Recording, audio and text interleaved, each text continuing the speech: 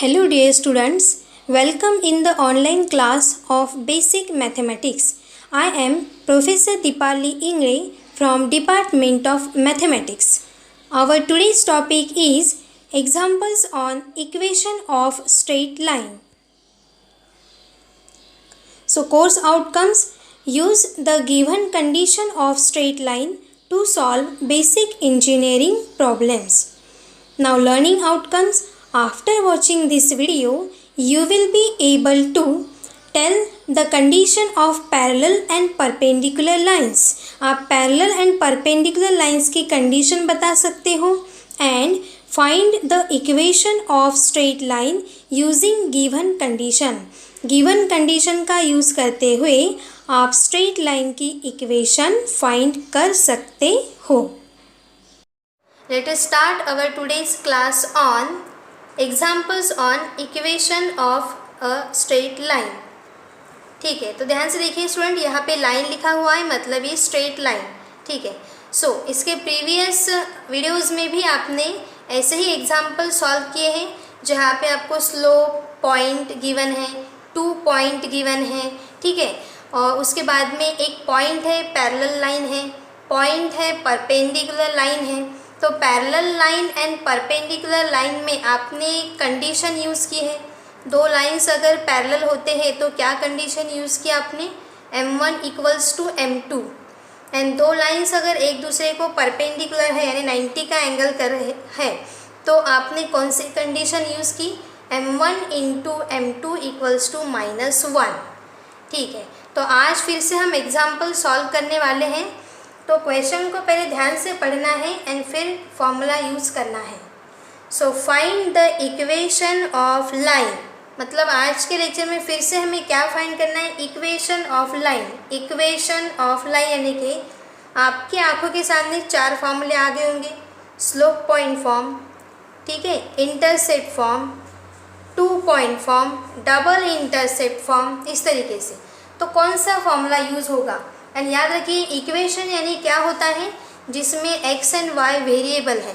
ठीक है, तो उस फॉर्म में हमें आंसर चाहिए ax + by + c = 0, इस फॉर्म में. तो चलिए क्वेश्चन को ध्यान से पढ़ते हैं.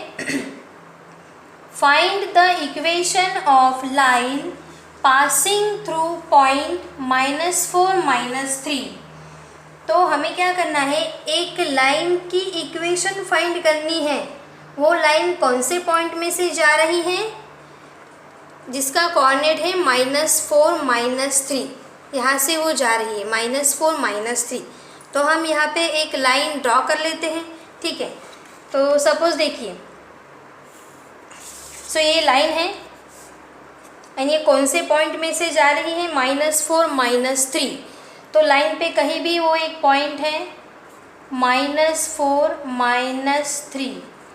ठीक है, ज़रूरी नहीं कि वो ऊपर है, वो बीच में, यहाँ नीचे कहीं भी हो सकता है. So find equation of line. ये लाइन की हमें इक्वेशन निकालनी है, इसे कहेंगे हम रिक्वायर्ड लाइन. ठीक है, इसकी इक्वेशन निकालनी है विच पासेज थ्रू, जो कहाँ से जा रही है? Passage through this point -4 -3. ये उसके कोऑर्डिनेट है. पहला कोऑर्डिनेट x कोऑर्डिनेट, दूसरा कोऑर्डिनेट y कोऑर्डिनेट. ठीक है, इसमें से वो जा रही है. इतना हमने यहाँ पे फिगर में निकाल लिया. ठीक है, कुछ कुछ एग्जाम्पल ऐसे होते हैं कि अगर आपने उसको देखते हुए फिगर निकाल ली तो आपका प्रॉब्लम आसान हो जाता है, कन्फ्यूजन नहीं होता है. ठीक है, तो ऐसा अगर प्रॉब्लम आता है जो आपको जिसकी लेंथ ज़्यादा नज़र आ रही है तो डायग्राम के फॉर्म में उसे उतार दीजिए, वो आसान हो जाएगा. ध्यान से देखिए, एक लाइन इस पॉइंट में से जा रही है. मैंने वर्टिकल निकाले, आप हॉरिजॉन्टल भी निकाल सकते हो. ठीक है, एक लाइन इस पॉइंट में से जा रही है, इसका इक्वेशन हमें फाइंड करना है. ये जो लाइन है ना, क्वेश्चन मार्क किया, इसका इक्वेशन फाइंड करना है. अब आगे बढ़ते हैं. And perpendicular to the joining of these 2 points. यानी ये जो लाइन की इक्वेशन आप निकाल रहे हैं ना, ये इस पॉइंट में से जा रही है एंड ये 2 पॉइंट को जॉइन करने वाले लाइन को वो कैसी है? परपेंडिकुलर है. यानी ये लाइन ये 2 पॉइंट को ज्वाइन करने वाले लाइन को परपेंडिकुलर है. तो परपेंडिकुलर है मतलब ज़रूर वो लाइन कैसी होंगी? यस, परपेंडिकुलर नहीं, एक वर्टिकल है तो दूसरी हॉरिजॉन्टल होंगी. ठीक है, तो इसीलिए ध्यान से देखिए, यहाँ पे मैं दूसरी लाइन निकाल रही हूँ। ये लाइन मैंने निकाल दी यहाँ पे ऐसे, और ध्यान से देखिए ये जो लाइन है जिसकी हमें इक्वेशन निकालनी है ये परपेंडिकुलर है। परपेंडिकुलर यानी कि यहाँ पे कितने का एंगल बनेगा, 90 का। परपेंडिकुलर है, किसे परपेंडिकुलर है, ये दो पॉइंट को ज्वाइन करने वाले लाइन को, यानी कि ये पहला पॉइंट है 1 3 एंड ये दूसरा पॉइंट है 2 7। ये दो पॉइंट को ज्वाइन करने वाले लाइन को ये परपेंडिकुलर है। तो इस तरीके से डायग्राम बन जाएंगी। अब डियर स्टूडेंट यहाँ पे ध्यान से देखिए, यहाँ पे कहा है परपेंडिकुलर, ऐसा कहा है कि परपेंडिकुलर बाइसेक्टर नहीं। अगर बाइसेक्टर कहा होता है तो बाइसेक्टर का मतलब आप पिछले वाली वीडियो में देख चुके हैं, ठीक है, या फिर देखेंगे आगे। तो परपेंडिकुलर बाइसेक्टर यानी बाइसेक्टर बाइसेक्टर यानी दो इक्वल पार्ट्स में डिवाइड करना होता है। तो यहाँ बाइसेक्टर ये वर्ड ही नहीं आया, मतलब ये और ये डिस्टेंस इक्वल है क्या, नहीं। ये मिड पॉइंट है क्या, बिल्कुल भी नहीं। तो आपको मिड पॉइंट भी फाइंड नहीं करना है, कर ही नहीं सकते, क्योंकि सिर्फ परपेंडिकुलर कहा है। तो मैंने ऐसी फिगर निकाली, आपकी फिगर ऐसे भी हो सकती है। ध्यान से देखिए, ये दो पॉइंट यहाँ भी हो सकते हैं। ओके, तो बाइसेक्टर हो गया क्या ये, नहीं, सिर्फ परपेंडिकुलर 90 का एंगल बना रही है। So find the equation of line which passes through this point and, और कहाँ से जा रही है, परपेंडिकुलर कहाँ किसे है, perpendicular to the joining of these 2 points. ये दो पॉइंट को जॉइन करने वाले लाइन को ये परपेंडिकुलर है, ठीक है। तो अब कैसे करें, हमें अगर इस लाइन की इक्वेशन फाइंड करनी है तो यहाँ पे हमें या तो एक पॉइंट एक स्लोप चाहिए इस लाइन का, जिसे मैंने क्वेश्चन मार्क किया है, या फिर 2 पॉइंट चाहिए, या फिर इंटरसेप्ट चाहिए।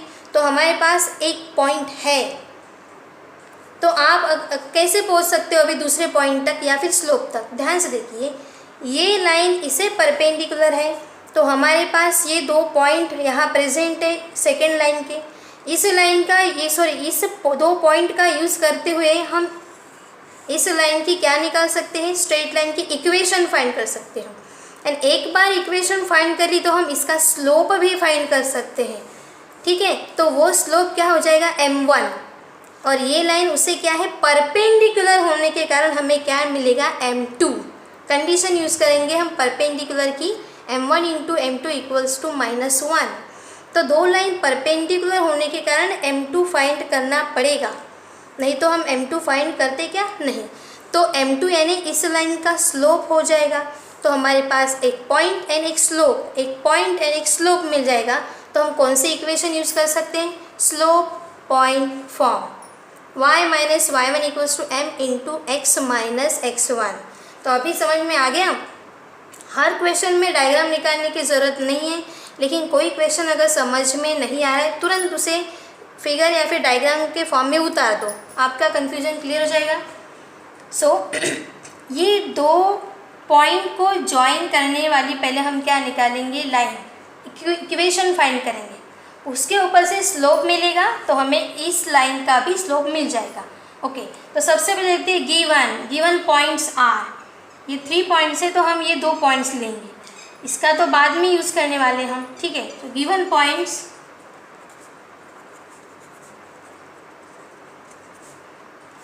इसे हम क्या कहेंगे, x1 y1, ठीक है, और ये क्या कहेंगे, इसे x2 y2, ठीक है। तो देखिए पहला पॉइंट 1 3, इसे हम डिनोट करेंगे x1 y1।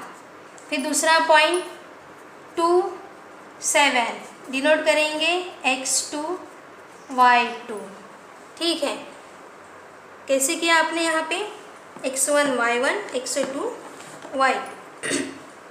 ध्यान से देखिए, मैं यहाँ भी लिखती हूँ, x1 y1 है एंड ये है x2 y2, यस। अब अगर हमारे पास 2 पॉइंट है, एक लाइन को ज्वाइन करने वाले 2 पॉइंट हैं, तो हम वो 2 पॉइंट का यूज़ करते हुए इक्वेशन फाइंड कर सकते हैं। तो 2 point form of equation of straight line हम यूज़ कर सकते हैं। So therefore equation of line is, equation of line is क्या है, 2 पॉइंट अगर गिवन है तो 2 पॉइंट फॉर्म ऑफ इक्वेशन क्या होती है?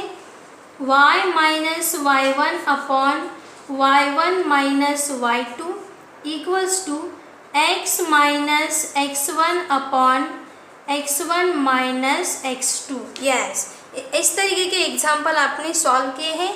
तो क्या किया हमने यहाँ पे, 2 पॉइंट है हमारे पास, तुरंत इक्वेशन फाइंड कर रहे हैं हम 2 पॉइंट का यूज़ करते हुए।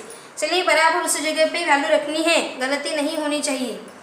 ये है हमारा x1 एंड ये है हमारा y1, उसी तरीके से नीचे भी है। चलिए पुट करते हैं। अब y एंड x चेंज नहीं होता है, उस जगह पे कुछ भी पुट नहीं करना पड़ता है, ठीक है, क्योंकि इक्वेशन फाइंड करनी है तो इक्वेशन में एक x होता है एक y होता है, तो ये जैसे के वैसे ही रहेंगे। चलिए सो y माइनस, अब देखिए y1, तो ये y1 है यानी सेकेंड पॉइंट 3 अपॉन y1 यानी वही 3 नीचे आ गया, माइनस y2, ध्यान से देखिए ये सेकेंड पॉइंट y2 यानी 7 है यहाँ पे, ठीक है। तो इस तरीके से हमने ये लिख दिया इक्वल का साइन, x माइनस x1, अब देखिए x1 कौन है 1 अपॉन x1 यानी 1 माइनस x2, हमेशा पहला कोऑर्डिनेट x होता है तो यहाँ पे है वो 2, इस तरीके से। तो क्या मिल गया हमें, y माइनस 3 अपॉन 3 माइनस 7 यानी क्या हो जाएगा -4 equals to x minus 1 and ये 1 माइनस 2 यानी क्या हो जाएगा -1, इस तरीके से। अब हम क्या करते हैं, अभी हमें इक्वेशन तक पहुंचना है तो हम ये नीचे का नंबर यहाँ पे लाते हैं एंड ये नीचे का नंबर यहाँ पे लाते हैं, क्योंकि डिवीजन वाली टर्म ऊपर जाती है तो कैसे जाती है, मल्टीप्लिकेशन में। यस, तो ये -1 यहाँ पे आ जाएगा तो क्या हो जाएगा -1 इंटू y माइनस 3, ब्रैकेट में क्यों डाली हमने ये टर्म, क्योंकि यहाँ 2 टर्म मौजूद है इसलिए ब्रैकेट में डाल दिया। अब ये -4 यहाँ चला गया, -4 इंटू x माइनस 1, इस तरीके से। अब ये मल्टीप्लिकेशन भी हमने किया हुआ है, कैसे करते हैं हम, -1 से पहले को भी मल्टीप्लाई करेंगे, दूसरे को भी मल्टीप्लाई करेंगे, एंड यहाँ -4 से भी पहले नंबर को एंड दूसरे नंबर को हम मल्टीप्लाई करेंगे, ठीक है। तो अब हम ये साइड में सॉल्व कर लेते हैं, यहाँ पे यहीं पे सॉल्व करेंगे हम। हाँ, तो स्टूडेंट ध्यान से देखिए, -1 इंटू वाई क्या हो जाएगा, ये -y, अब minus into minus plus and 1 into 3 equals to -4 into x -4x। अब ये देखिए minus into minus plus and 4 into 1 4, इस तरीके से मल्टीप्लिकेशन कर लिया।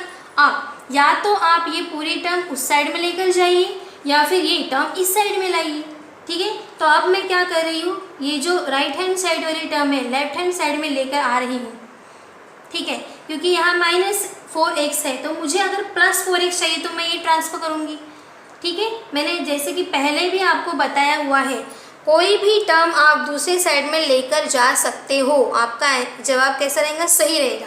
चलिए, तो ये जहाँ की टर्म वहीं पे है तो ये चेंज नहीं हुआ। अब देखिए -4x इस साइड में आ गया तो +4x, साइन चेंज, +4 इस साइड में आ गया तो -4 इक्वल्स टू, अब यहाँ कुछ रहा ही नहीं तो क्या रह जाएगा 0। यस, अब हम क्या करें, इसे अरेंज करते हैं, पहले x फिर y एंड लास्ट में कांस्टेंट। सो साइन के साथ में उठाना है तो ये +4x है यानी कि यहाँ पे 4x। अब देखिए y के सामने साइन कौन सा है, माइनस, तो ये -y एंड देखिए 3 - 4 कांस्टेंट का एडिशन सब्ट्रैक्शन करना है तो 3 - 4 यानी -1, सो -1 इक्वल्स टू 0। इस तरीके से हमें क्या मिल गई, एक इक्वेशन मिल गई है। डियर स्टूडेंट, ये इम्पोर्टेंट है, ये इक्वेशन तक कैसे पहुँचे हैं सभी स्टूडेंट्स को आता है।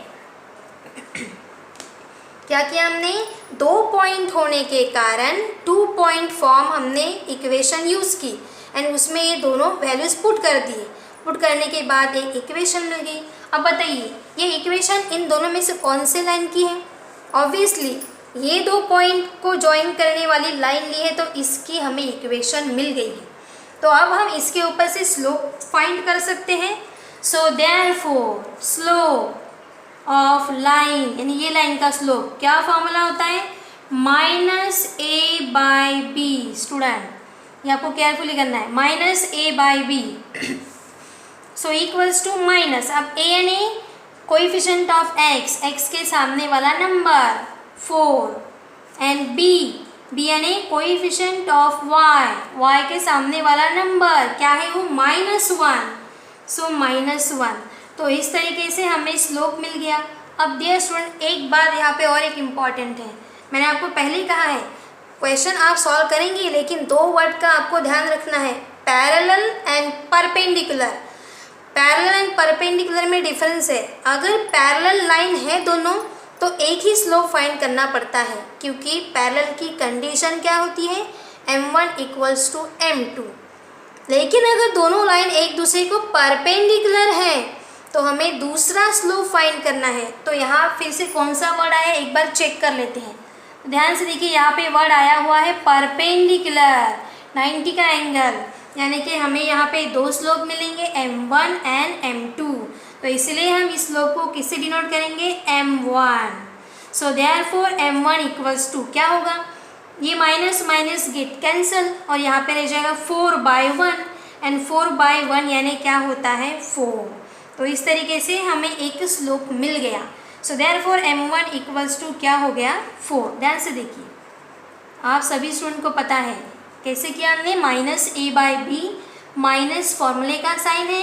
अब ए की वैल्यू है +4 एंड बी की वैल्यू -1, क्योंकि जनरल फॉर्म आपको पता है क्या होता है, ax plus by plus c equals to 0, plus होता है, इसलिए यहाँ पे माइनस उठाना है।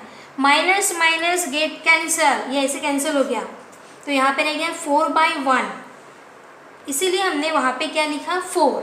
अगर 4/2, 4/9 होता तो हम 9 लिखते नहीं, क्या तब लिखना पड़ता, 1 होने के कारण नहीं लिखा तो भी चलेगा। चलिए, लेकिन क्या कहा है कि बट लाइन्स आर परपेंडिकुलर, ये लाइन और ये लाइन एक दूसरे को कैसे है, परपेंडिकुलर। तो ये इंपॉर्टेंट यहाँ पे लिखना है हमें, बट क्या, lines are perpendicular, lines are perpendicular to each other. मैंने सिंबल का यूज़ किया है, परपेंडिकुलर, आप पूरा लिख सकते हो। तो लाइन्स अगर परपेंडिकुलर है तो हमें कंडीशन यूज़ करनी पड़ेगी। तो कंडीशन क्या होती है, m1 into m2 equals to -1। अगर लाइन पैरेलल है तो आप ये नहीं लिखेंगे, एंड परपेंडिकुलर है तो ये लिखना ही है। चलिए, अब हमें क्या फाइंड करना है, m2। सो m2 क्या हो जाएगा, -1, और ये m1 कहाँ चला जाएगा, m1 मल्टीप्लिकेशन में है, इस साइड में जाएगा तो डिवीजन में चला जाएगा। इस तरीके से चला गया डिवीजन में। अब हम यहाँ m1 की वैल्यू पुट करेंगे। ध्यान से देखिए, यहाँ पे m1 की वैल्यू पुट करते हैं अब हम। So therefore m2 equals to -1 upon, अब m1 कितना फाइंड किया है हमने 4, सो -1/4, ये कैंसिल होता है क्या, नहीं, इसलिए m2 की वैल्यू क्या मिल गई हमें, -1/4। तो ये हमारा सेकेंड स्लोप हो गया। ध्यान से देखिए, ये स्लोप जो मिला है हमें, ये कौन से लाइन का है, परपेंडिकुलर लाइन का। तो इसके ये 2 पॉइंट के ऊपर से हमने इसकी इक्वेशन फाइंड की, ये इक्वेशन, फिर इस इक्वेशन का हमने स्लोप फाइंड किया, मतलब ये लाइन का स्लोप, ठीक है, ये स्ट्रेट लाइन है उसका हमने स्लोप लिया। लेकिन जो रिक्वायर्ड इक्वेशन है जिसके हमें इक्वेशन निकालनी है वो कैसी है, इस लाइन को परपेंडिकुलर, तो परपेंडिकुलर होने के कारण m2 निकालना है। तो m2 निकालने के लिए हमने ये कंडीशन यूज़ की, m1 into m2 equals to -1, m1 नीचे चला गया, m1 की वैल्यू रख दी 4, तो ये मिल गया हमें m2। अब स्टूडेंट हमें क्या यूज़ करना है, अब हमें इस लाइन का स्लोप मिल गया m2। ध्यान से देखिए, तो m2 क्या मिल गया है हमें, m2 इक्वल्स टू -1/4। मैंने आपको बताया था आपको m2 यूज़ करना है एंड ये पॉइंट यूज़ करना है जो गिवन पॉइंट है, ठीक है। तो अब आपके पास ये पॉइंट है एंड ये स्लोप है, इस लाइन का पॉइंट है, स्लोप है, पॉइंट है, स्लोप है। तो हम कौन सी इक्वेशन यूज़ करेंगे, स्लोप पॉइंट फॉर्म, क्योंकि हमारे पास स्लोप है एंड पॉइंट है, ठीक है स्टूडेंट। तो क्या करेंगे, सो therefore slope point form of equation of straight line is, या फिर डायरेक्ट लिखेंगे, सो therefore equation of line having slope, कितना स्लोप है, -1/4 एंड पॉइंट कौन सा है, वही -4 -3 इज इक्वेशन ऑफ लाइन। तो अभी आपको यहाँ पे कॉन्सेंट्रेट करना है। याद रखिए स्लोप नंबर 2 लेंगे जब आपको परपेंडिकुलर कहा जाएगा तो, and given point. So therefore equation of line is y minus y1 equals to m into x minus x1। So y minus, अब देखिए आप सोचेंगे y1 यानी कि तो ये पॉइंट हो गया है एंड x1 यानी ये पॉइंट तो नहीं। ये पूरा कैलकुलेशन हमारा हो गया है, और जब ये पूरा कैलकुलेशन हो जाएगा तो जो लास्ट में हम इक्वेशन फाइंड करेंगे वहाँ पे जो पॉइंट रहेगा उसे हम फिर से क्या कहेंगे कि अब ये हमारा x1 है एंड ये क्या है हमारा y1। यहाँ पे हमें ध्यान नहीं देना है, अभी जो पॉइंट एंड जो स्लोप ले रहे हैं उसी पे कॉन्सेंट्रेट करना है। तो ये अब हमारा x1 है और ये क्या है y1। तो ध्यान से देखिए, तो y1 क्या है यहाँ पे -3 इक्वल्स टू स्लोप क्या है -1/4, x माइनस x1 है -4। इस तरीके से अब इसे हम सॉल्व करते हैं। So minus into minus plus, so y plus 3 equals to -1/4 x। देखिए माइनस इंटू माइनस प्लस, अब ये तो फ्रैक्शन में है तो 4 कहाँ चला जाएगा, यहाँ मल्टीप्लिकेशन में। तो ये हो जाएगा 4 into y plus 3 equals to -1 into x plus 4। अब ब्रैकेट ओपन कैसे करेंगे, हम मल्टीप्लाई करेंगे दोनों ही नंबर को, यहाँ भी सेम। सो बताइए 4 इंटू वाई क्या हो जाएगा 4y plus 4 into 3 12 equals to -1 into x -1x, यानी -x भी आप लिख सकते हो, and -1 into 4 minus into plus -4, ये आ गया x -4। ठीक है, अब ये जो टर्म है इस साइड में हम ट्रांसफ़र करते हैं एंड देखते हैं क्या आंसर आता है। देखिए तो आप अब देखिए ध्यान से, ये -x है, इस साइड में आने के बाद क्या हो जाएगा +x, ये +4y जहाँ है वहीं पे है। अब ये +12, अब ये -4 इस साइड में आएगा तो क्या हो जाएगा +4 इक्वल्स टू 0। इस तरीके से तो लास्ट में हम क्या कर देंगे यहाँ पे कांस्टेंट की एडिशन।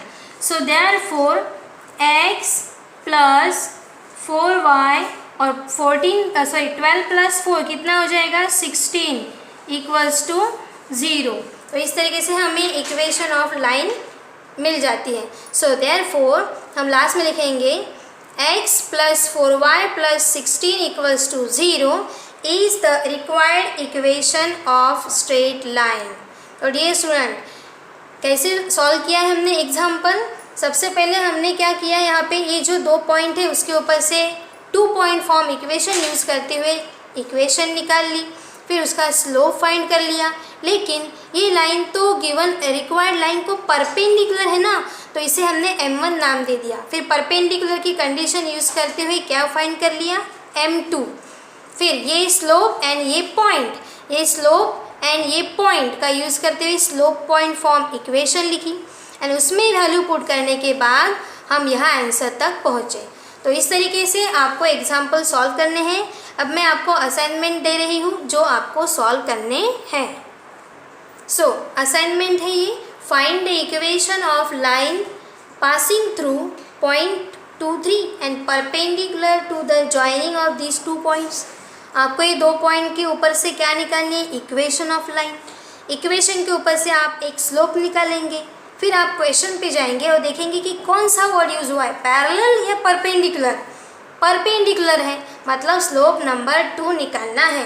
फिर स्लोप नंबर 2 निकालेंगे कंडीशन का यूज़ करते हुए एंड ये पॉइंट, तो स्लोप पॉइंट फॉर्म सेम ही है। तो डियर स्टूडेंट, वीडियो को आप बराबर देखिए और उसके बाद में ये असाइनमेंट सॉल्व करिए। So, our upcoming topic will be examples on equation of straight line. So, keep learning, happy learning. Thank you.